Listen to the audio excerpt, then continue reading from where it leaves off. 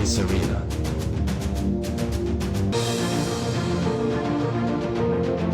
Grand Arena. SAGA Podcast.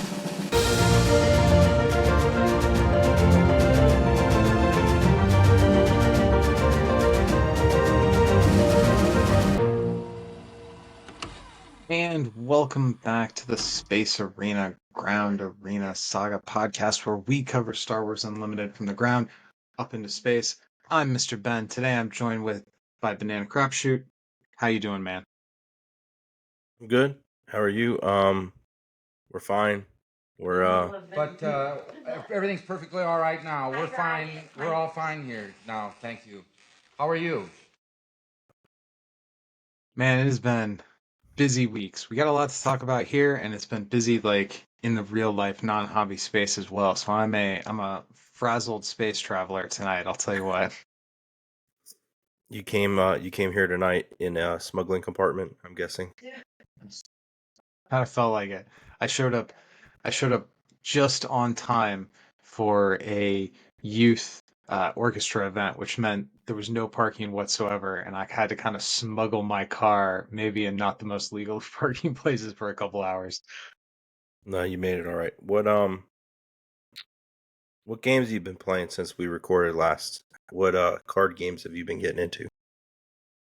So I grew up with the kind of parents who were really into the national public television and like British sitcoms, and I'm getting to Doctor Who.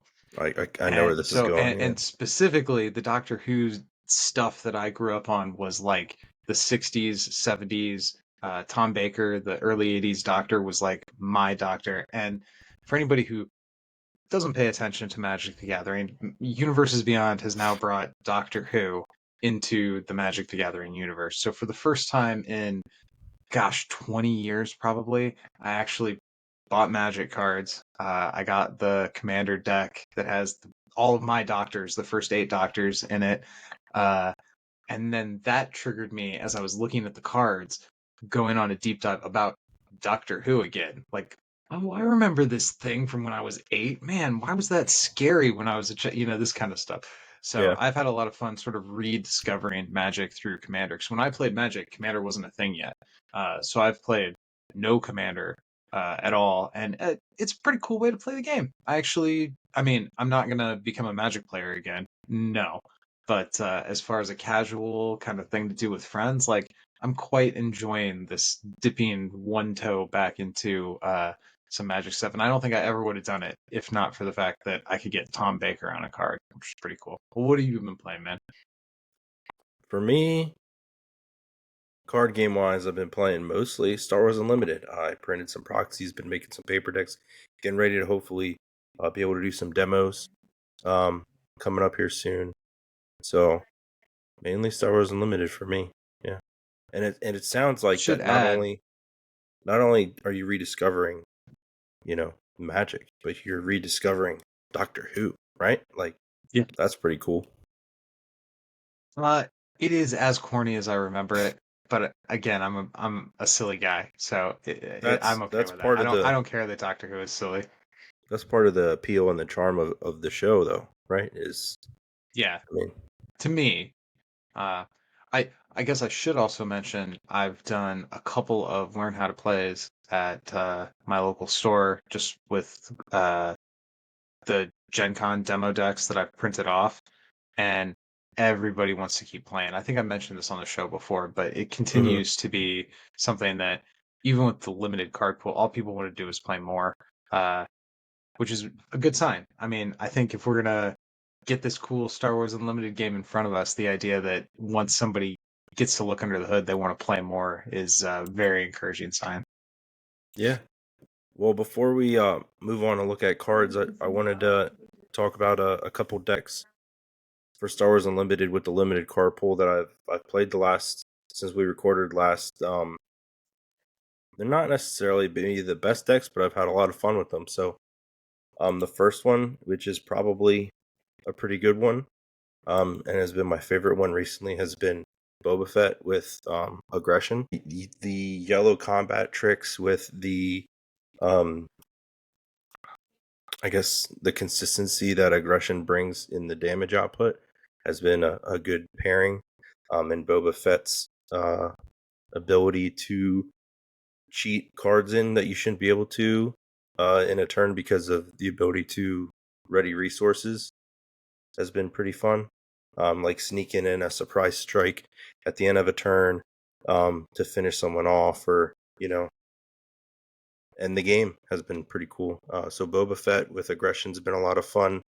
Han with aggression, also that yellow-red pairing seems to be pretty good. Has been a lot of fun.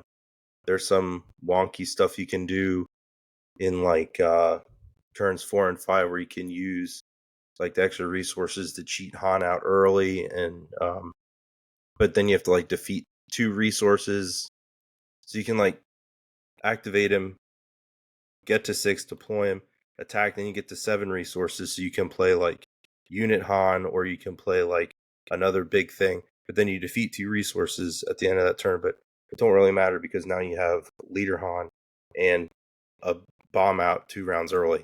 So there's some fun shenanigans with Han in red.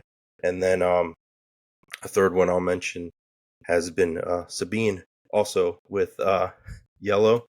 So these yellow-red decks seem to be the ones that I've been having the most fun with. But for people messing around on Felt Table or print and proxy decks, pretty much anything yellow and red you can throw together is a lot of fun.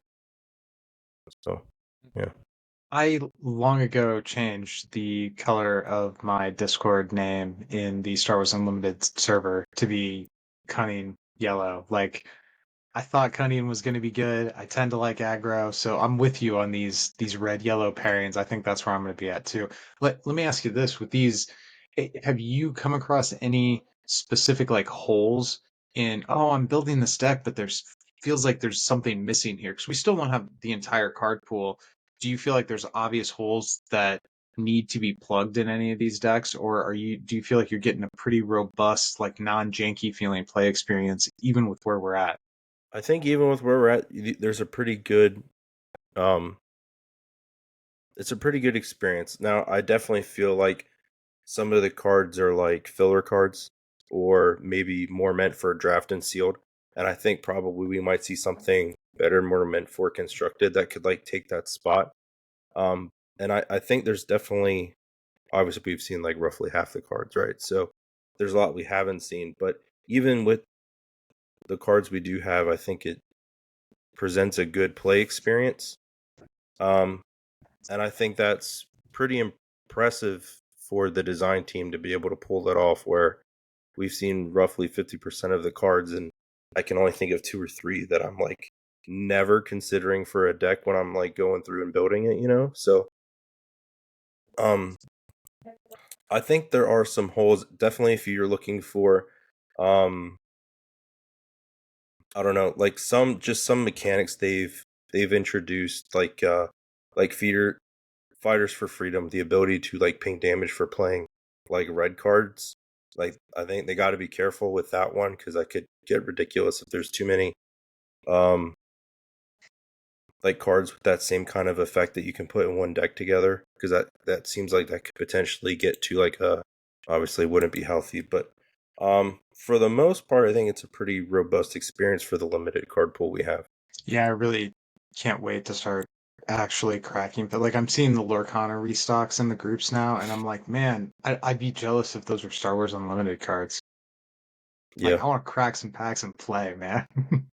Yeah, there's nothing like actually opening up the packs and thumbing through the cards and going through that whole deck building process, like at my table with all my stuff piled up around me. That it's just a different animal than clicking a box and saying 0, 1, 2, or 3.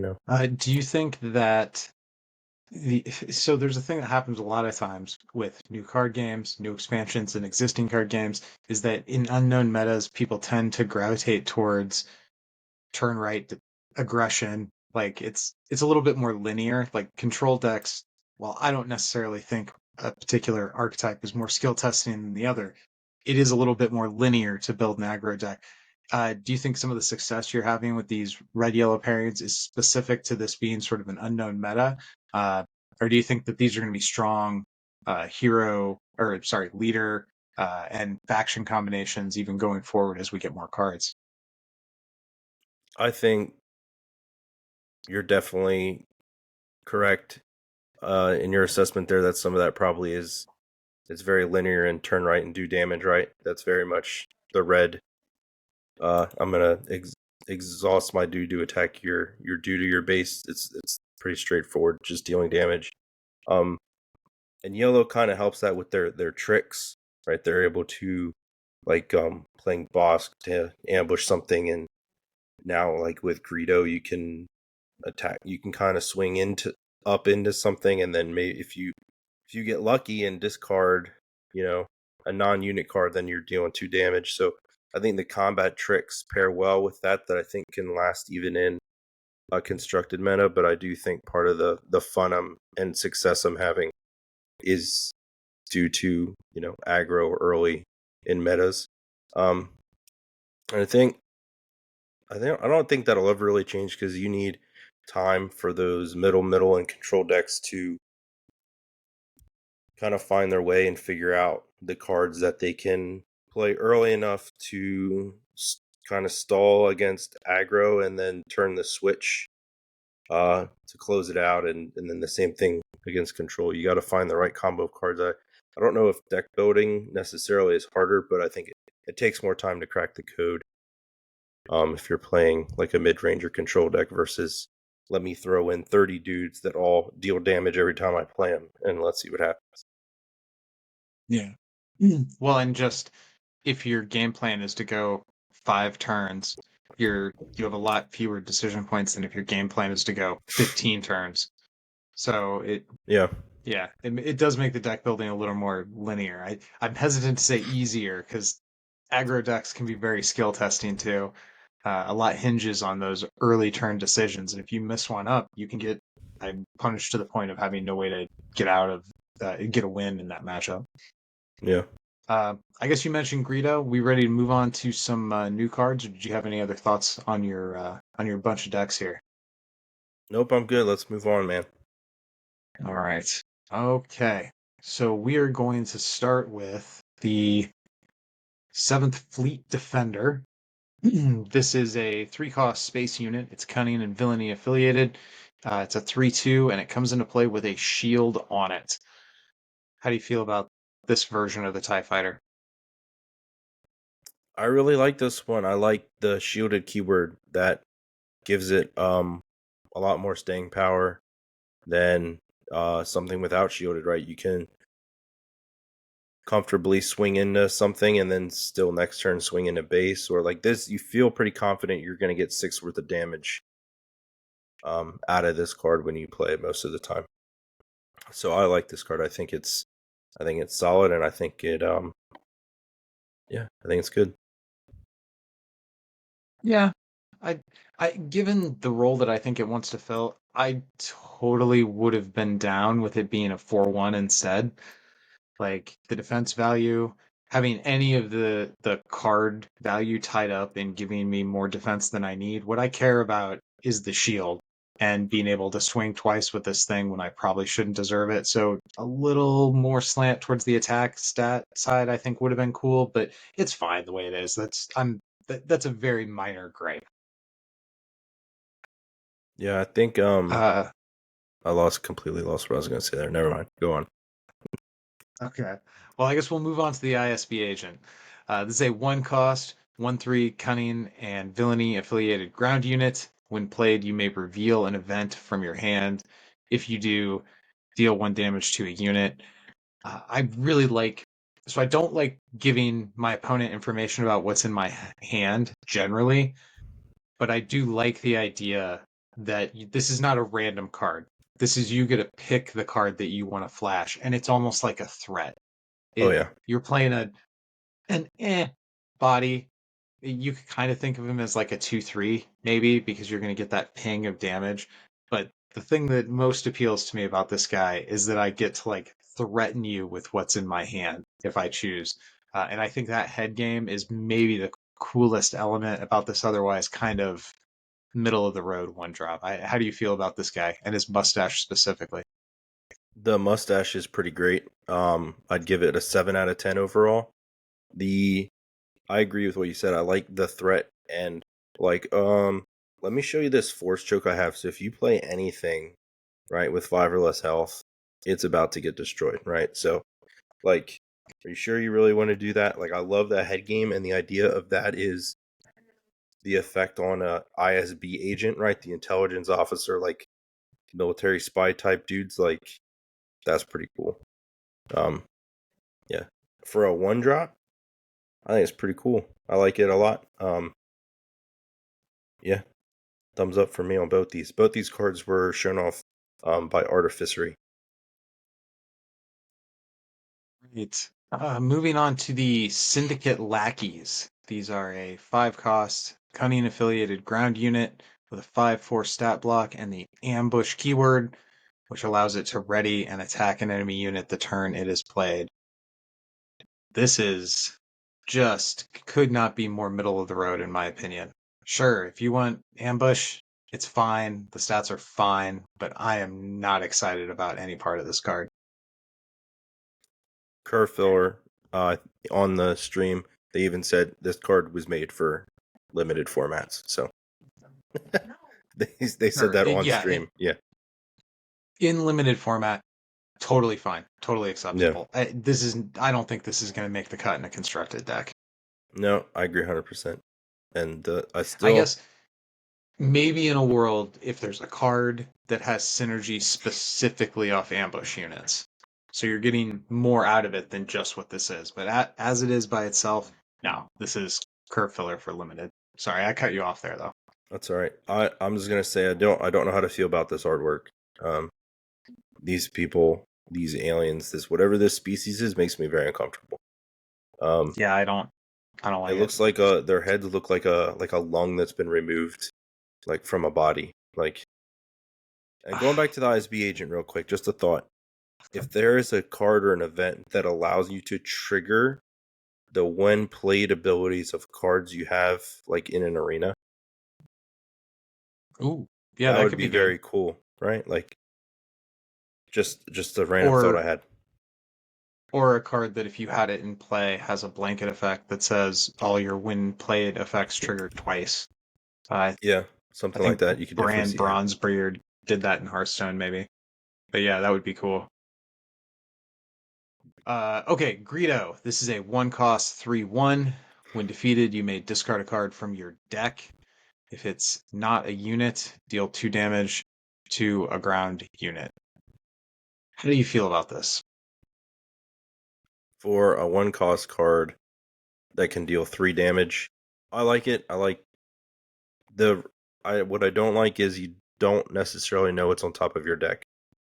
Right? So when you discard that card, you could totally miss. But that goes with the theme of Greedo, right? Like he's gonna he misses Han, right? So I mean, might not always hit that target. Being that he's only cunning and he's not cunning villainy, you could slot him into a hero deck with like R2D2 that looks at the top card of your deck. So who's also a 1-cost card.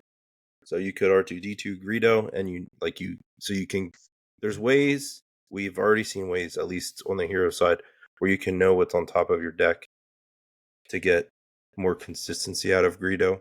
But just as a body, like a 3/1 for 1, I think is totally fine. And I think his when defeated ability is kind of like a bonus. I love the art on this card. I love that his subtitle is slow on the draw. Although I disagree. Like he wasn't fast enough, but he did, get a shot off. Yeah. But the stats are okay. The really the only criticism I have is I do not like the use of the word discard to mill a card off the top of your deck. That is, as a longtime player of many different games, discard is deeply ingrained in my mind as meaning a card from your hand.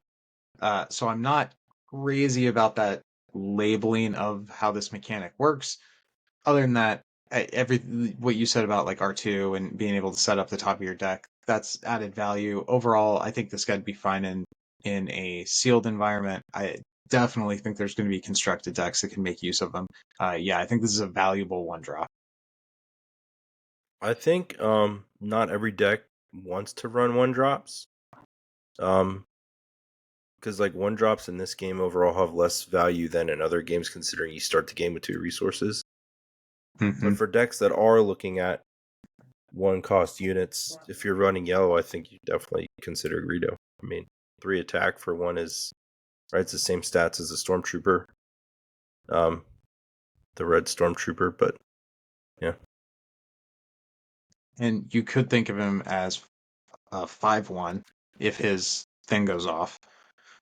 So I agree with you. Not every deck is going to want a one drop, and probably in sealed, there's going to be even fewer decks that want them. Although I guess it does make decent curve filler, so they do have their place. As far as one drops go, I think Greedo checks the boxes, but I'm not that excited about him. He's fine. He's fine. I think what I'm excited for, so like with Star Wars Destiny, this is something I'm writing an article about actually. So I don't know if I should talk about it on the podcast, but like how Star Wars Destiny used Foreshadowing. characters versus Star Wars Unlimited.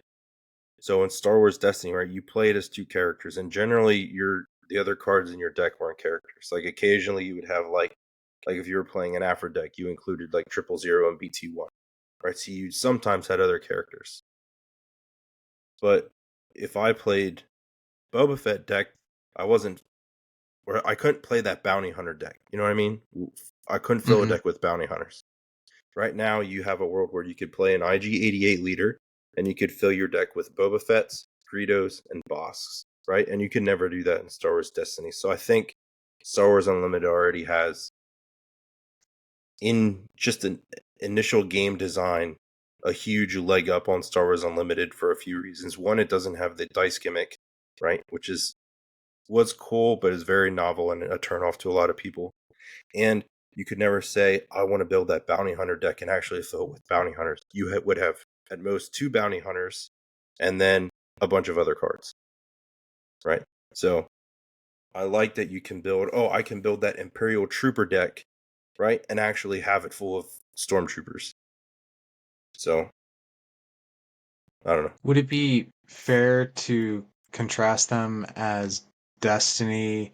And I didn't play Destiny, so feel free to tell me I'm off base on here. But from what you said there, it sounds to me like Destiny is kind of simulating a fight between one or 2 or a small handful of individuals, whereas Star Wars Unlimited is more like having a battle between actual teams and assembled forces. Like it's bigger in scope, maybe unlimited in scope.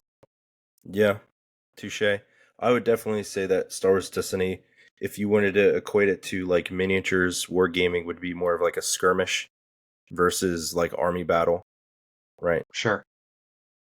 So like Star Wars Shatterpoint versus Star Wars Legion, right? So Star Wars Legion's more bigger armors, bigger battles, and Shatterpoint's more smaller squad skirmish based. So,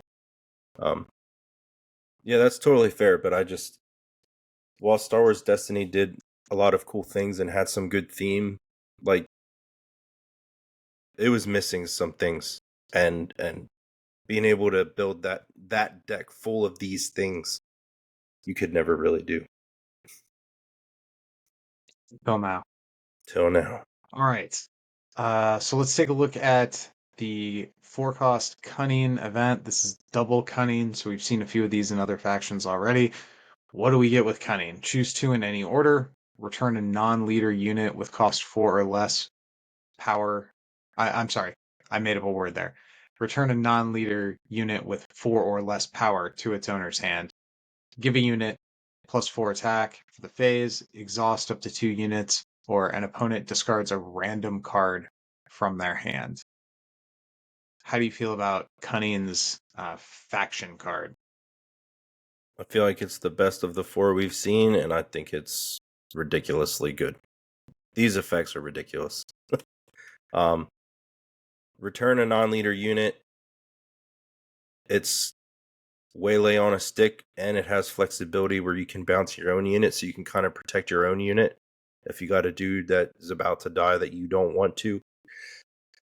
Bring it back to your hand and drop all them tokens off them and start again, right? The +4 is also ridiculous for the phase. That's better than Surprise Strike, right? Exhausting 2 of your opponent's units is also, like, this whole card is just full of ridiculous effects. Like, there is no reason why I don't think if you're running any type of yellow deck, you wouldn't pay the 2 penalty aspect for this card and pay 6 for it. Because I think it's totally worth it even at 6. A meta that's too fast for 6-cost cards might be the only reason.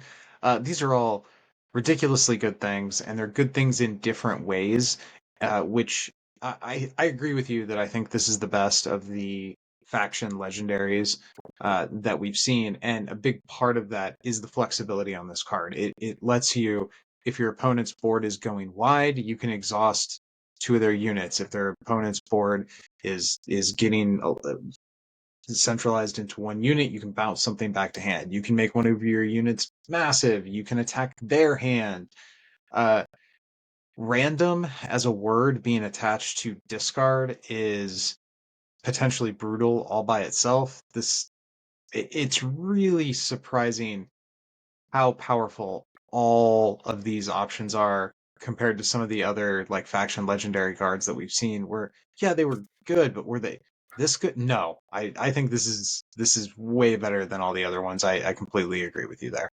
Mm-hmm. I like the art too. Yeah, I think most of us that are here probably are card players, so putting a card player on a card called Cunning and making it this good, it feels really on the nose, like almost like pandering. I'm sorry, fan service is what we're supposed to call that. I'm with it. I'm with every part of this card.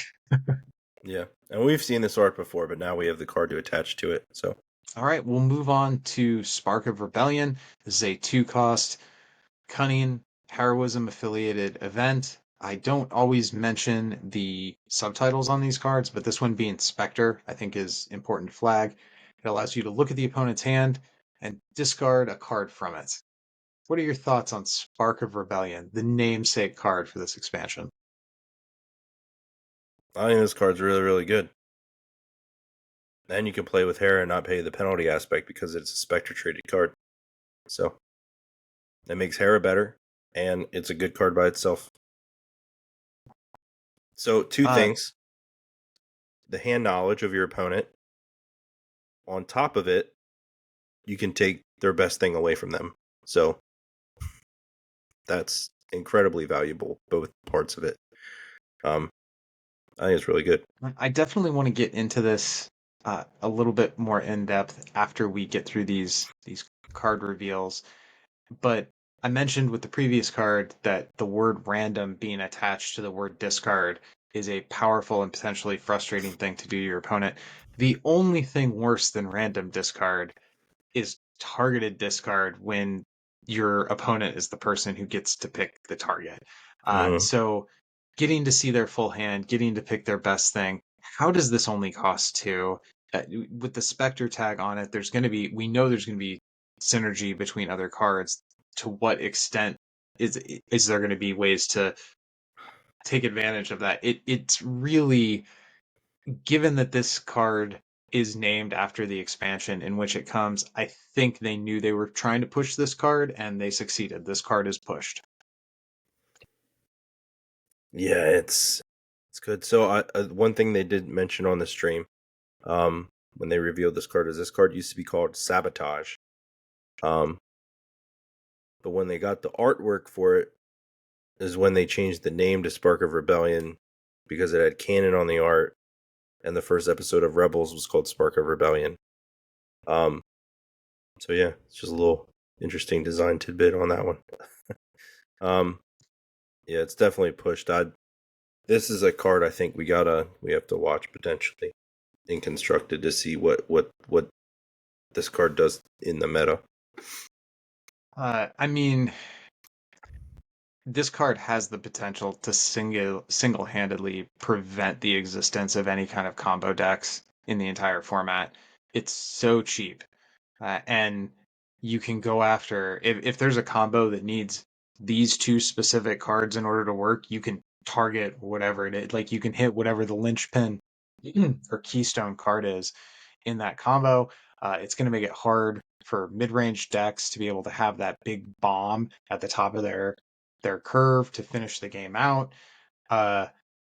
It's going to make it hard for like this just makes it just ripping resources out of your opponent's hand can always be devastating, and to be able to do it in a targeted way for this cheap of a cost, this is the kind of card that gets banned, I think.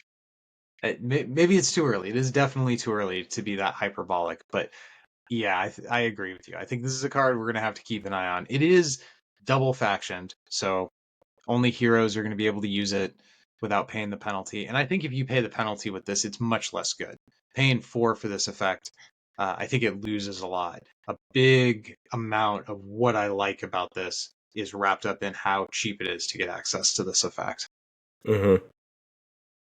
And I wonder if part of the thinking on why this potentially isn't so bad is because you draw 2 instead of drawing 1. So this card's rough, man. Yeah. Well, we'll talk about that more later. All right, a 2-cost cunning event. Cunning and villainy event. No good to me dead. Exhaust a unit. That unit can't ready this round. Man, if there is one thing that's more annoying than discard, it's having your units frozen. Like, stasis decks in Magic don't earn you friends. Like, freezing your opponent's guys down so they can't do anything. That has got to be a frustrating thing to do. And again, this is so cheap. Both this No Good to Me Dead and the card we just looked at, they feel too strong for how cheap they are. Both of them seem really good. So I'm gonna go back. I'm gonna go way back to somewhere in 2020, 2021, when I was introduced to a card game called Versus System 2 PCG. And in that card game, there is a card called Iceman. And he keeps it so that your dudes don't get to ready. And it's very frustrating to play against. And he is very cheap. This is like that card, but it doesn't have an attack value attached to it. So I don't think it's as rough as Iceman. But this effect is still really strong. And yeah, I think if you're playing Yellow Villainy, you're throwing 3 No Good to Me Deads in here. Because I can freeze your dude out, right? So they're exhausted for this. And the way it works this way is because of the round structure. It starts in the action phase, and the regroup phase is the end of the round, not the beginning. So they only ready the next regroup phase. So if you hit them early, they're locked out for basically 2 rounds. So I guess it does make it a lot less potent if I'm able to attack with my big scary dude before you can lock him down with No Good to Me. That feels like a lot less value. So you probably want to play this towards the beginning of your turn, or at least early enough in the turn that you can prevent an attack this turn and next turn. Because if you're only preventing the one attack, it does feel a lot less good. But at 2 costs, that's still not even that bad. That's still okay. yeah, I think the money play for this is you wait till they deploy their leader. They use their action to deploy their leader, and then you lock their leader out for 2 turns. Yeah, that's pretty good. When Vader is sitting on 7 resources and he deploys, and you know that Saber's coming down on him and he's about to hit you with BDD for 3 rounds, you can just freeze him for 2 turns and buy yourself some breathing room. Yeah. I like the card art of Han and Carbonite. Mm-hmm. The slab. It looks very cool. It's thematic. Yeah, this card's a winner. I like this one. All these cunning cards have been pretty good for the most part. I will say, ever since I knew the names of the factions, I was like, ooh, Cunning sounds like the kind of faction that I want to play. Like, normally I consider myself like a blue player. Like, I played blue in Magic, Argent Saga. I like drawing cards. I like being a jerk and exhausting your dudes sometimes. Uh, but man, the faction being called Cunning, I went, ooh, I bet that's where all the like mean stuff is going to be. And yeah, this is where all the mean stuff is. These cards are really hateful. Yeah, they definitely mess with what you want to do, and then cheat in things they want to do at the same time, right? So, yeah, really good card. All right. Well, let's move on to Wedge Antilles. He is a 5-cost command heroism affiliated 5/5 ground unit. Each friendly vehicle unit gets +1/+1 and gains ambush. He's fair. Yeah. I think we talked about him last time though. Did we? I think so. Because we talked Oh, about him and the 97th Legion and the Bright Hope, I believe.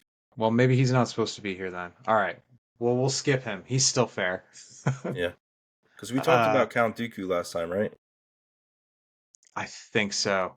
We're getting to the point where it's a little bit harder for me to remember exactly Yeah. It's all right. what car like. Yeah. Okay, we'll move on to Jeddah City. So this is a 25 health cunning base with the epic action to give a non-leader unit -4, -0 for the phase. Do you pay 5 health for this effect? Maybe. I mean, you're right there in the effect. You're almost saving that damage right there.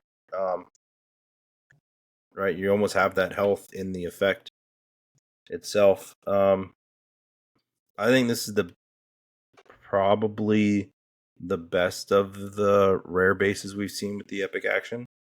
Like the ability on it. This one or the command one. I forget that one was called. The green one that lets you like play something with ambush can be pretty good.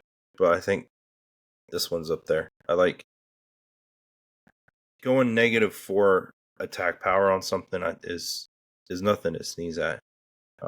So if I really oversimplify this and we hypothesize a multiverse, and in one of these dimensions I have a 30 health cunning base, and in the other dimension I have Jeddah City, and the only difference in the game is that I don't have that epic action to use, and you get that 4 attack off. I now have 26 health on my Universe 1 base versus the 25 health of Jeddah City. I feel like maybe, and it's not always going to be that simple, I fully acknowledge. So maybe there's going to be specific attackers, certain ambush units. Maybe that -4 is going to be an important breakpoint on a crucial turn once the meta starts to shake out. But in a vacuum, I cannot understand paying 5 life to prevent 4 damage. That is just, you're not even breaking even. So in a vacuum, I do not like this card, but I will acknowledge that the tapestry of the overall card game is going to be more complicated than that simple exchange of 5 life for 4 prevented damage. And there may be specific turns where being able to hit something with -4. Also, the fact that it's non-leader, I think, hurts it too.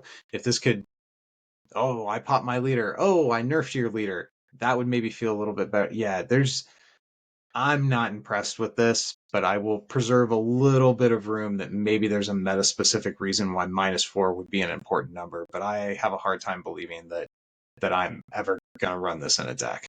I think once we start playing some games and you mess with the epic actions, I think it could be worth it. What I think probably a better play for this would be is if you're trying to swing into something and protect your own unit from going down at the same time. So it becomes more of like an 8 to X value damage swing, because if I can nerf your unit, hit it, and not get struck back, basically, right? It's like you have, was it ferocious, is that the term? And versus what's the thing where you strike without being Or struck. first strike. First strike, yeah. Same idea. Like, it gives you the ability to hit something without taking up to 4 damage back. So I think it's not as granular as the 5 for 4. It's what it can give you on the upswing later. I think that the damage it gives becomes multiplicable based on the unit you're trading into that you nerfed with this, if that makes sense. Sure. So it's some kind of synergy where you're getting better value out of it than just paying 5 to get 4. Mm-hmm. And yeah, those situations could exist. Like, you're being a little nicer than I am, but I don't feel so strongly about it that I would say nobody should ever play this. But in a vacuum, I don't think this looks good. But I concede that you're correct that if you can get synergy out of this beyond just the vacuum, then okay, maybe you can get away with playing it. I'm still not a fan though. I'll go from full on thumbs down to thumbs medium. How about that? That's fair. All right. Lothal Insurgent, say 2 costs, ground unit, cunning, heroism affiliated, 3/2. When played, if you played another card this phase, each opponent draws a card, then discards a random card from their hand. Man, this is a hateful card. Ugh, what do you think about this guy? I think this card's wild, man. Like, this is another one that, like, it only costs 2, right? And then like, the numbers on it are pretty good. And you're messing with an opponent's hand. So, like, I think this is another, like, this card's good, I think. These yellow cards are wild.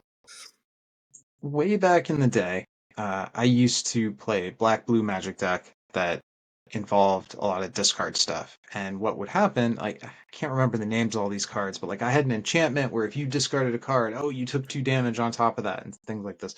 And inevitably what would happen is my opponents would empty their hand.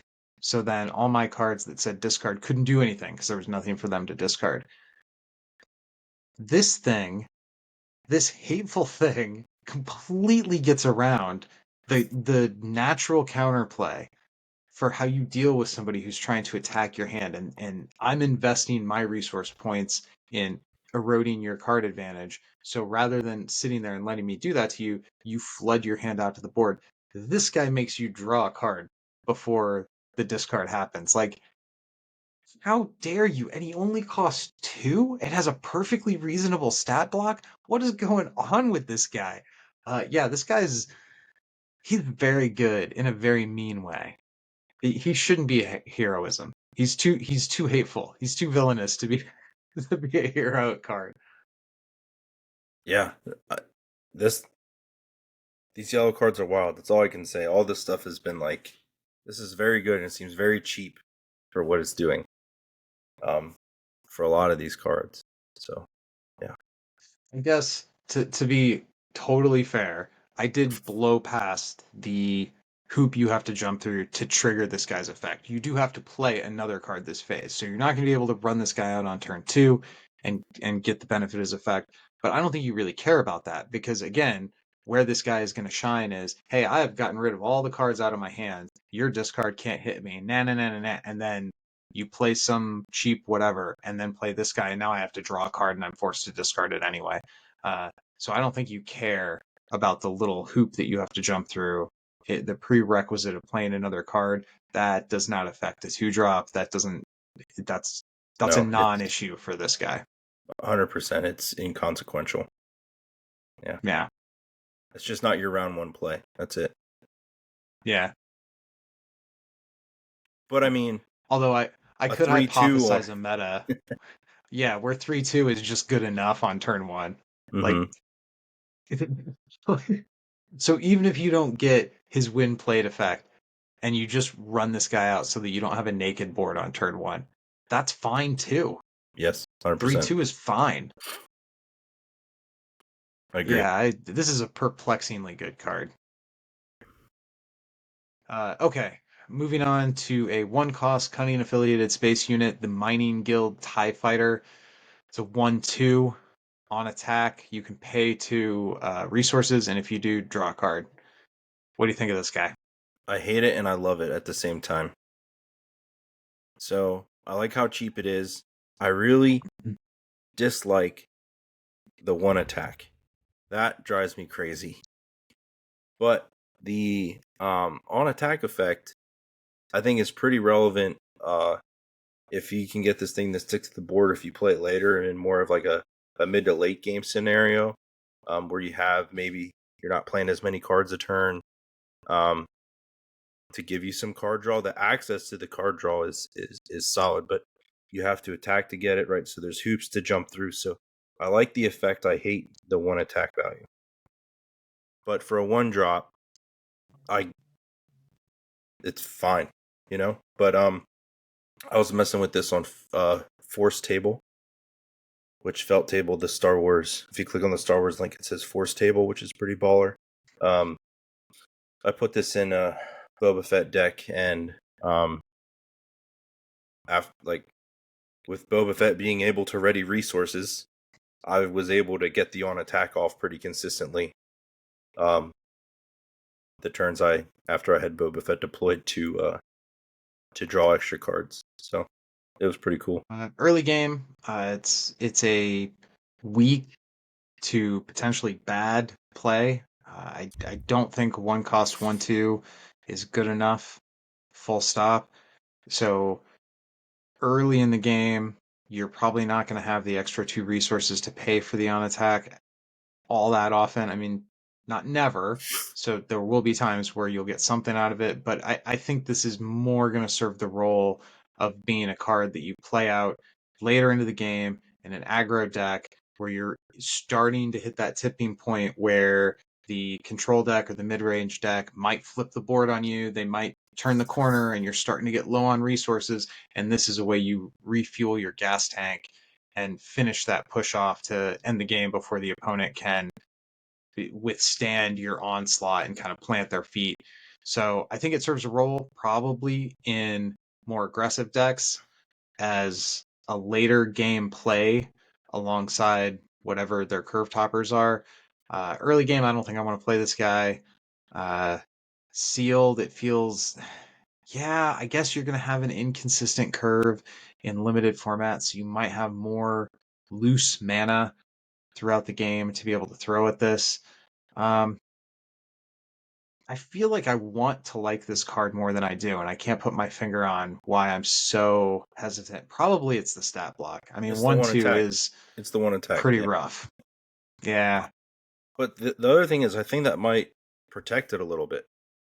Because if I have a one attack unit out there that's not that threatening, does my opponent want to trade into that? No, you're probably going to wait to trigger some other effect that can ping damage to something, right?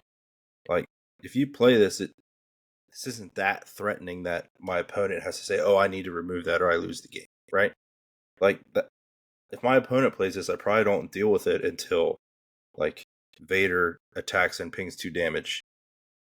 Or, you know, like, I don't know if this is threatening enough to warrant me worrying about it, like, early game, you know? I could also see a world where it's a little bit of a trap where you play this, you're investing your resources into this effect to draw more cards, but now you don't have the resources to play that card now. It is slow card draw. So even in a kind of perfect world where you've got your Boba Fett ready and resources, so you're cheating the resource curve a little bit to be able to pay for that extra card draw. Even there, it is a little slow, and it's not a great body for the cost. So yeah, I guess this is a very long-winded way of me saying I probably agree with you that the one attack feels kind of raw. I mean, the stats overall feel kind of raw. Maybe it's too, maybe it was like pay 1. I wouldn't be so. I don't know. It just doesn't. I want to like it, but I don't think it gets there for me totally.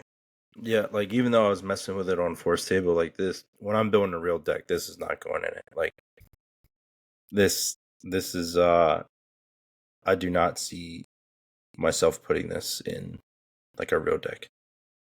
It's crazy that these 2 cards next to each other are both commons. Like, look at the power difference between these two commons. It's kind of mind blowing. One has two aspects, and one only has one. So That's true. All right. Search Your Feelings. This is a 4-cost Vigilance and Villainy affiliated event. Search your deck for a card and draw it, then shuffle your deck. It's expensive, but I love it. I love search cards in all my games. I like the idea that it's called Search Your Feelings. The card art's fine. The effect, it is expensive most of the game, but you get to go get the perfect thing before the cunning guy makes you discard it. What do you think? I'm gonna be naming all my decks feelings because I'm gonna be searching them. The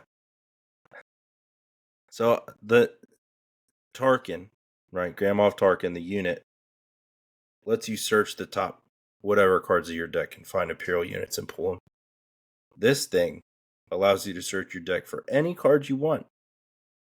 And blue decks have been a little slower in our play testing with on TTS and proxy decks and stuff.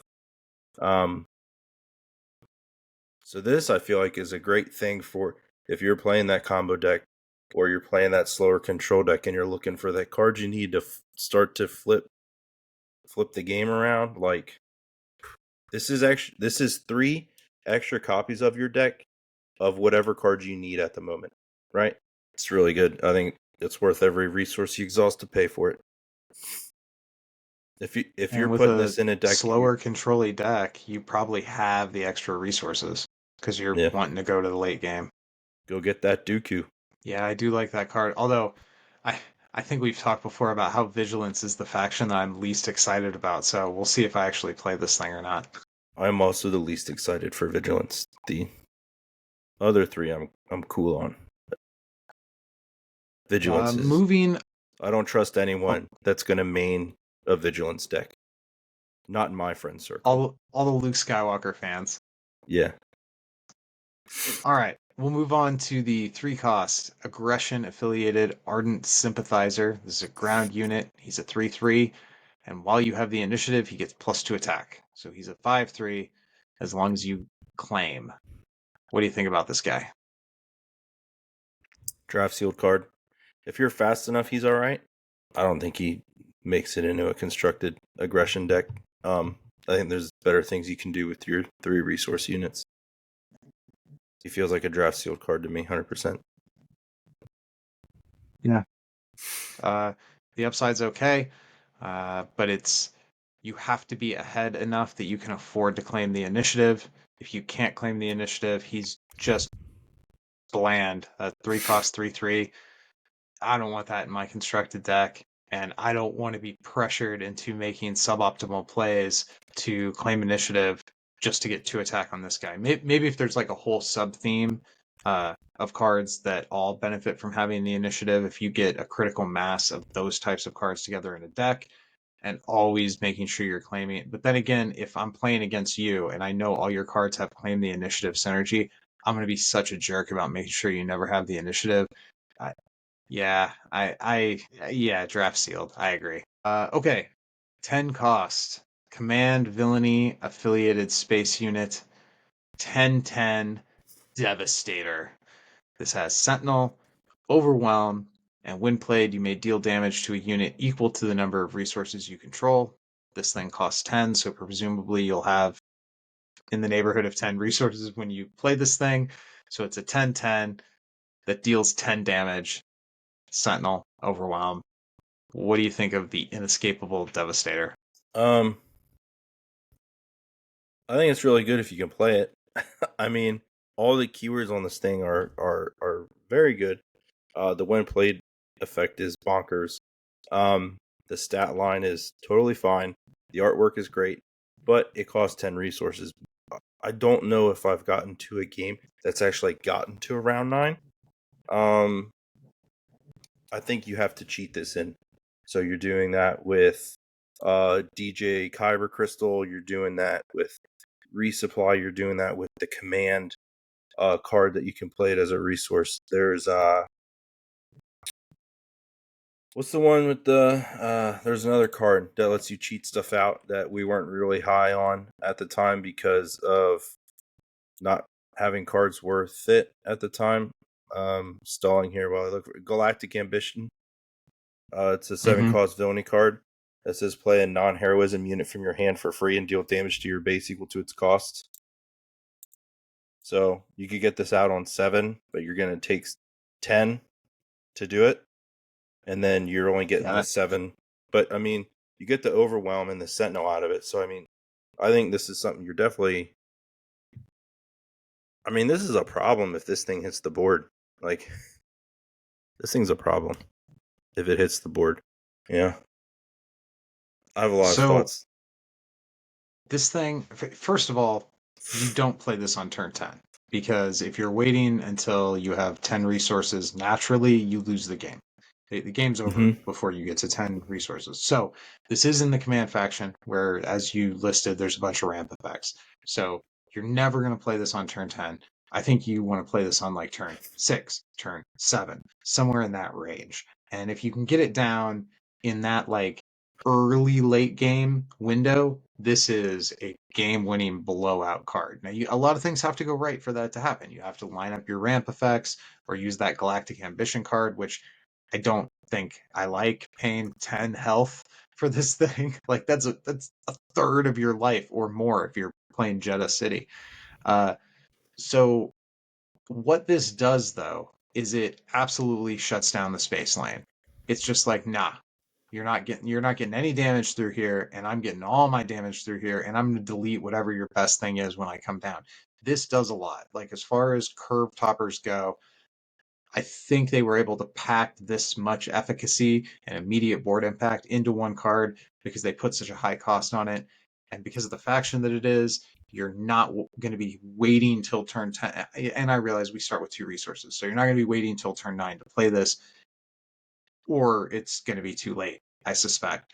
So if you're in a ramp command deck, this is the card you needed at the top of your curve to make this. This is what you're ramping to. This is the flavor of card that you're ramping to. So I think this is very, very good, but it's going to be kind of narrow where you can play it. It has to be played in a deck where you are getting extra resources into play. Otherwise, you're not going to live long enough. I agree. Okay. Infiltrator's Skill. This is a 1-cost aggression upgrade. The attached unit gains Saboteur, and it gets +1/+1. How do you feel? I don't know what it is about the artwork, but I love the artwork for some reason. I don't know what it is, but the artwork just captures my attention. I really don't know what it is either. It's good. I think it's solid. For 1 cost, this does a lot. It gives you +1/+1, and you get Saboteur, right? Which gives you some tricks. Gives you the ability to get around Sentinel, defeat all shields on a unit. So for a 1-cost upgrade, I think this is good. I think this will see play. I really like the art. I like that this is in a faction that is going to want ways to get around shields and get around Sentinel. This would be the kind of thing you play this out on turn 6, and then you send your the equipped attacker past that big Sentinel Devastator, your command opponent cheated out on turn 6, and you hit him in the face and win anyway. This probably would still be a playable card if it didn't give the +1/+1. I think that is how important the Saboteur keyword is going to be. And for this cost, yeah, this is all good. I nothing but praise for this card. So this doesn't say you can't attach it to vehicle units. So you could put this in the space lane, I believe. Yeah, that would be my assumption. Yeah, because like all the lightsaber upgrades have said like attached to non-vehicle unit. Just pointing that out on this one. All right, moving on to Hera Syndulla. On her undeployed side, she's a command, heroism, leader. Ignore the aspect penalty on Spectre cards you play. I think you mentioned that earlier when we were talking about that ridiculous card. Epic action, if you control 6 or more resources, you can deploy the leader. She comes into play as a 6-cost, 4/6. Continues to ignore aspect penalties on Spectre cards, and on attack, you may give an experience token to another unique unit. Experience tokens are +1/+1s, for anyone who forgot. How do you feel about this leader? I think she seems like a pretty solid mid-range-ish leader, but her relevance in the meta completely hinges on the Spectre cards available to her. So far we've seen Ezra, Kanan, I'm missing one, aren't I? We've seen Ezra and Kanan and Sabine, the 2-cost unit Sabine. And now we have the event. So we've seen 4 cards. All the cards are decent.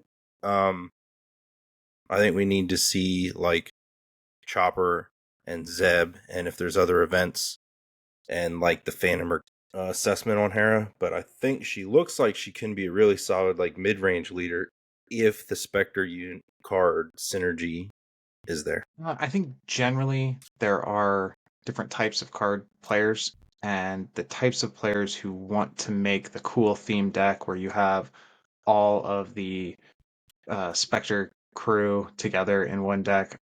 While there may be some overlap, that's not going to necessarily be a bullseye for somebody who wants to do the best at the next competitive event. So my guess is that this card is definitely for those theme players. If you want to play the Spectre, if your Star Wars fantasy is that you want to get the Spectre crew together and have that be the team that you're deploying, this is the leader for you. Obviously, she's going to facilitate your ability to cross factions and actually be able to build that deck without worrying about the aspect penalties. And her on attack ability clearly is telegraphing that her intent is to be used in a deck that has a lot of other unique units in it. What kind of unique units? All the Spectre units. So I think it's cool that these kinds of decks exist. These are the kind of decks that I build when I play games with my kids or when I'm doing just for funsies stuff at the shop with no stakes. Usually these kind of theme forward decks are not the decks that you see doing well at tournament tables. Now that's not a guarantee, that's not always the case, but that would be my prediction for Hera, is that she was designed to allow people who are fans of the Rebels show to play the Rebels deck, and I bet she's going to do that well. And I also bet that deck, it might not be trash tier, but I don't think it's going to be like a top of the meta competitive deck. That's just not usually how that works out. I agree, and I can also say that while I don't think Hera is the leader I'll take to like store showdowns or like store championships or whatever, but she's 100% probably going to be on my most played deck at like weekly meetups. Because I'm not like, unless we're like play testing with my local group like hard for like a national level event or like a regional level event, it's pretty fun. Let's have some fun and play decks. It's not cutthroat like every week. So and when you want to invite new players in, I don't think completely wiping the floor with them is a good way to invite people to your local scene. So like I think having the Hera deck built ready to go can draw in a lot of new players potentially, because they'll see Hera and they see Ezra and Zeb and Kanan, and right, you see all these Spectres out on the table. People love Rebels, man. People love Rebels for a reason. It's a great show. So people walking by, oh, that's that. Ooh, you can play the whole Spectre deck, right? Boom, they're going on TCG Player and buying the Spectre deck before they even leave the shop, right? So yeah, I agree with what you're saying. It's a great hook. Yeah. Especially with the Ahsoka show, right? And everything. So Okay, well, I think that brings us to the end of our card reveals today. Gonna double check and make sure I didn't miss anything in my slideshow. No. All right. So with that, the sort of closing part of the show before we get to listener questions, the meat that I wanted to dig into today is talking about discard. So friend of the show, prominent Dice Throne community member, Slip Capone, has been very vocal for a while about how much he hates discard. It's a no skill mechanic. And I just kind of want to engage with some of those criticisms because I think there's some validity to it. There is a difference in me getting to play my, like, let's say I'm a Han Solo fan, right? I've got my Han Solo, and now I have the resources to play it. My Han Solo sat in my hand for however many turns, and now I get it, and I get to play it out, and you kill it right away. Well, that does feel bad, but you're not going to be able to do that every time, and at least I got to engage. I at least got to turn it from a card in my hand to a Han Solo in play. And when somebody hits you with a discard effect, that important piece of being able to feel like you're playing the game is taken away from you. So rather than my Han Solo getting killed, my game piece got deleted. And that's not as much fun. It feels less like you're playing a game and more like you're being prevented from playing a game. Now, there's a couple ways to look at that. So first of all, I think people's feelings are valid, and game designers should take how things feel into account. Because if you ignore how it feels to play your game, you're inevitably going to end up in some not great places. But I also think we should, as players, be kind of clear-eyed about, well, is this an emotional response or is this actually a mechanical problem? Uh, I've seen many card games where the conversation is something like, well, this mechanic feels oppressive. Well, statistically, if we look at tournaments, it's actually not oppressive, but it still feels that way to everybody. And on some level, if you want to have a healthy game, you do have to take feelings, even if they're not totally backed up by data, you have to take feelings kind of seriously. And I think discard is maybe a microcosm of that whole principle wrapped up in a very triggering little package.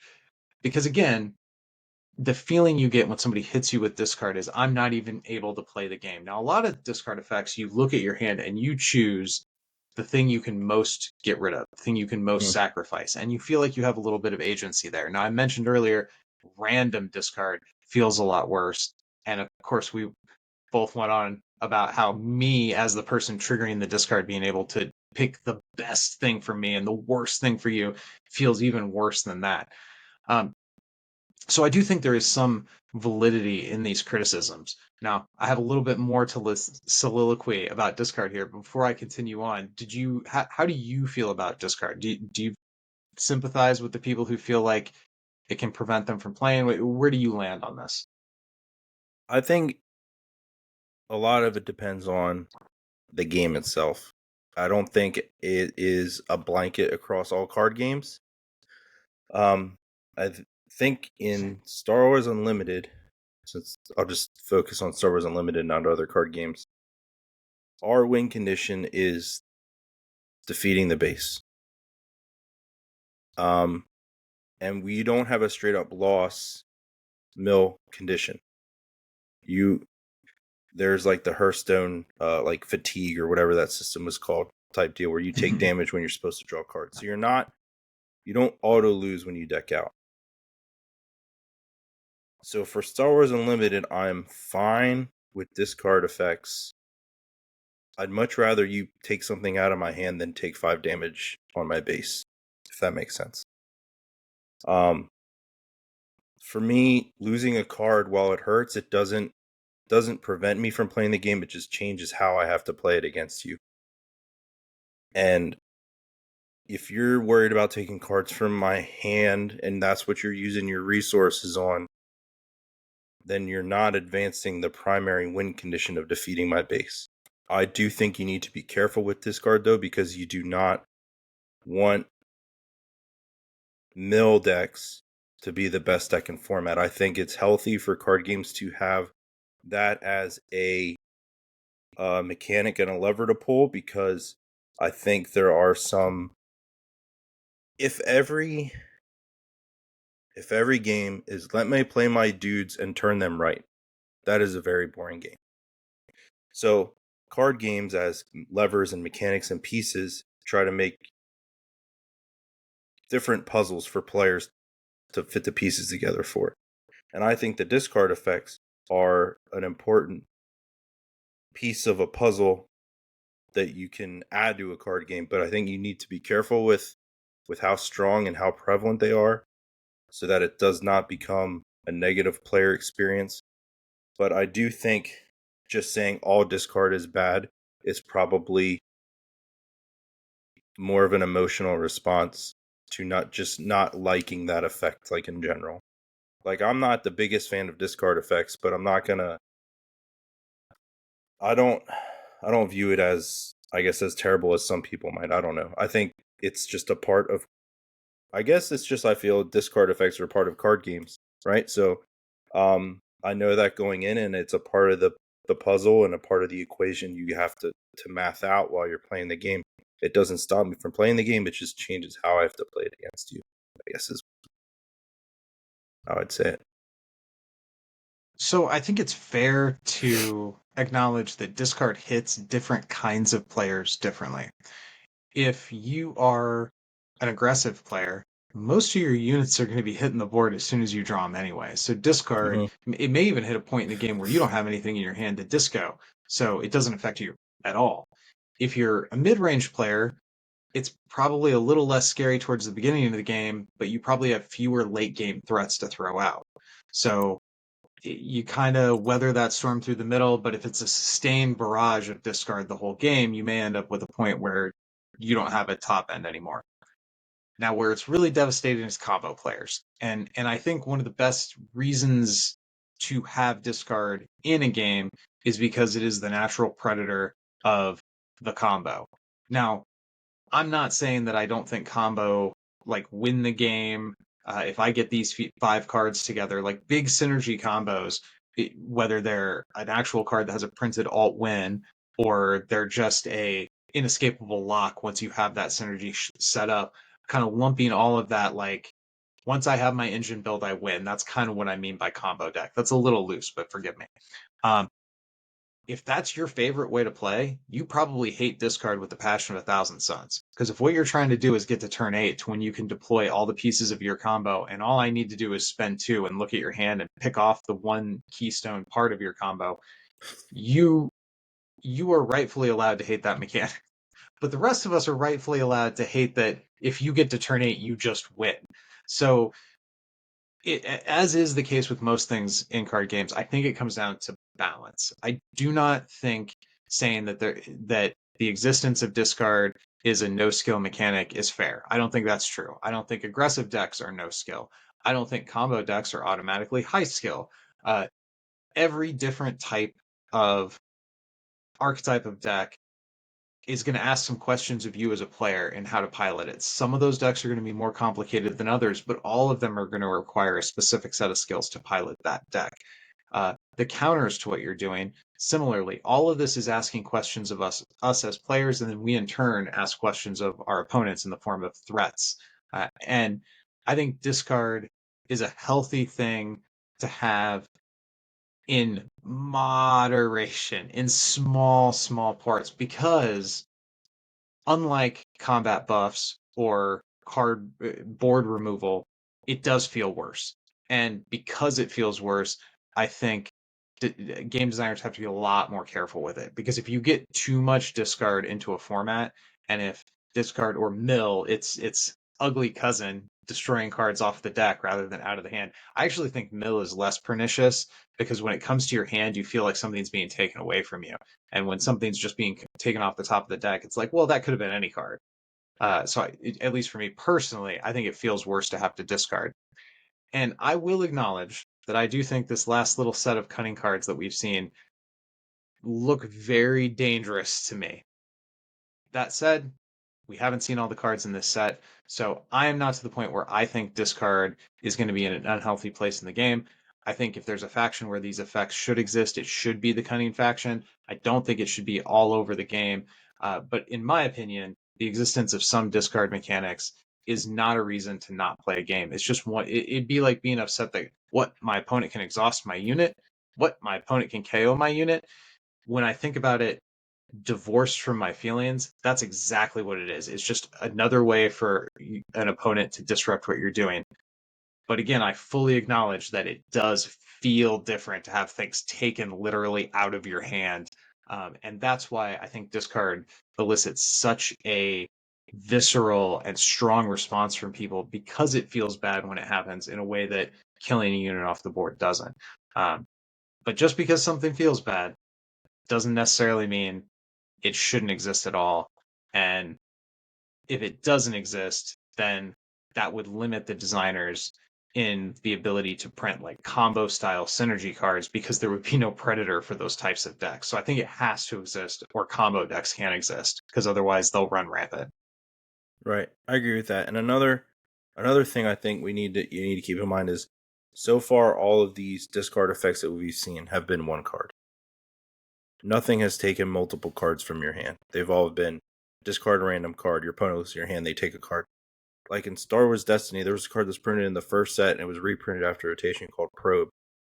And they would randomly look at 2 cards, and if they were events, they were both discarded. Like, slow down. yeah. Yeah. So they would randomly look at 2 cards and you discard any events that they pick. So you could lose 0 cards, 1 card, or 2. And a lot of times it seemed to always hit 2, man. I tell you what, whenever you got probed, it felt like you were always discarding 2 cards from your hand. And it's like, well, there went all my removal for the turn. So now your opponent can just line up 30 damage and end the game, So I think drawing 2 cards each turn, the ability to pick what you resource. We have seen stuff now like Lando where you can bring stuff from your resource row back to your hand. And so far we've seen where they can only discard 1 card from your hand. I don't think it's to the point yet where we really need to worry about discard becoming an uninteractive or negative play experience for Star Wars Unlimited. I don't think we're near close to that point. Well, I do think that Lothal Insurgent is ridiculous. And I think the ability to look at your opponent's hand and pull any card is ridiculous. I still that's 2 cards in 252, right? So I don't think we need to light the torches and get the pitchforks out just yet. I mean, my goal with this segment was that I wanted to disagree with the people who are really worried about discard, but to do so in an empathetic and kind of gentle way. I don't think being concerned about discard as a mechanic is foolish or a waste of time. Like, yes, it is true. If there's too much discard, a game stops being fun. So I think it's a 100%. legitimate thing to be concerned with. But I don't think we have the evidence yet, other than, again, that 1 card's really good. I don't think, even if those 2 cards that we talked about today do end up being as powerful as we think they're going to, like you said, it's 2 cards out of 252. That doesn't make it seem, even if those are automatic, that's still only 6 cards out of your deck. I don't think it's going to be that bad yet. But I don't want to be dismissive of the people who, especially if you're like really excited about playing a combo deck, seeing cards like what we talked about today come out does make it seem like, well, am I going to be able to? Like, is it going to be a waste of my time to bring a combo deck to a competitive event? And it might be. We don't know what the meta is going to be. So yeah. I sympathize with those concerns, but at this point in time, I think the amount of discard we've seen is not only not a problem, I think it's probably healthy. Yeah. Yeah, I think I said it before already, but a little bit of discard is good. It's a good mechanic to have in card games. It adds another layer. The card games are like onions, right? There's lots of layers. So that's just much like ogres. It's just one of the layers, much like ogres. That's correct. Nice Shrek throw in there. But yeah, I think we're kind of on the same page with that. Did you have anything else you wanted to hit with the discardy topic? No, I think that brings it to an end. I just wanted to acknowledge the concerns and kind of unpack them and talk about the reasons why I think we're probably okay. And if if March rolls around and the set 1 meta comes out and it's rotten with discard, then Slip, I will owe you an apology. You know what we should do? You know how they have the Doomsday Clock, right? We should have a discard Doomsday Clock. And then the more discard effects, like we can move the clock closer to midnight, right? Yeah. So, I'll make it look like a disco ball. Yeah. We're going to start that. I'll have to get our graphics guy that did our logo to get working on that. Well, if that is it for that, we can move into some listener questions. We don't have many this week. I got it out there late, so that's partly on me.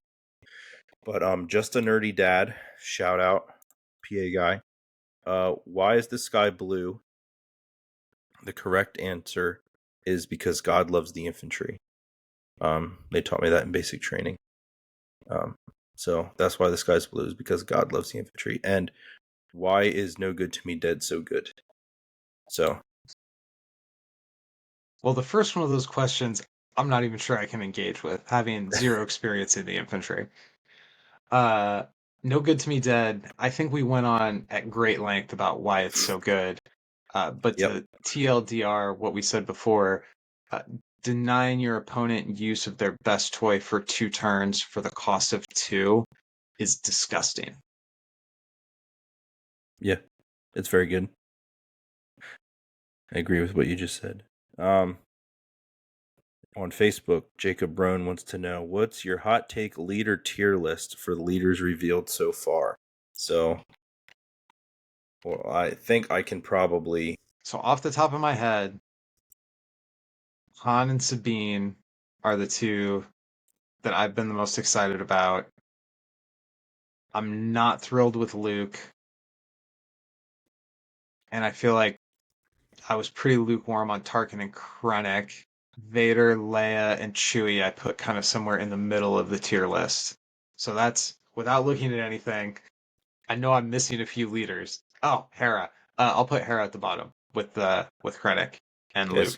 so here's what we're going to do. There's 12 leaders currently that we know of.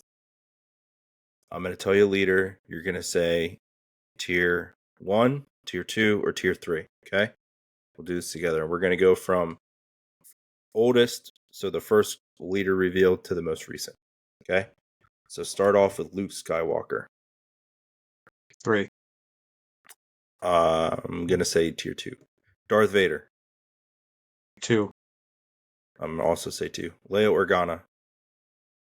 2. Also 2. Director Krennic. 3. Also 3. Chewbacca. 2. I say 3. Boba Fett. Probably 1. Yeah, tier 1. Tarkin. 3. 1.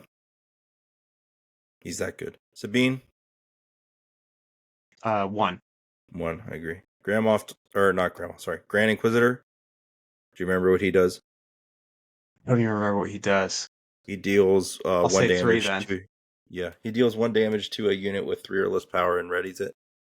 Well, he deals 2 damage on his front side as an action, and then on his leader side, on his deployed side, it's on attack, and he deals 1 damage to a friendly unit with 3 or less power to ready it. So I also Maybe say a 2. I say 3. Probably 3 though. Yeah. He kills anything early game that he wants to ready. IG-88. Yeah. He gives raid 1. He gives, he buffs on his leader I feel side. like I remember liking that guy. On his leader side, if you have more units in play than your opponent when you attack with the unit, it gets +1 attack. And then on his deployed side, he gives everything raid 1. 2. I also say tier 2. Han Solo. 1. S. I also say 1. And Hera. Probably 1 for theme and probably 3 for competitiveness. I say 2 for Hera. So that was it, Jacob. That was our rapid fire tier list. So if someone wants to make a graphic and we can compare so did I get 9 out of 12 when I was trying to go off the top of my head? I Yeah. feel pretty good. I'm patting myself on the back for 9 Yeah, out you of did. 12. You did good. You did good for sure. Not seeing any on Twitter. So I think that's it. Just 2 today for listener questions. So yeah. Great. Well, I guess that brings us to the end of our trip through the galaxy here, man. As always, I appreciate you hanging out. It's more fun to do this when we have co-pilots. Mm-hmm. And I suppose until next time, we'll see you in the arenas.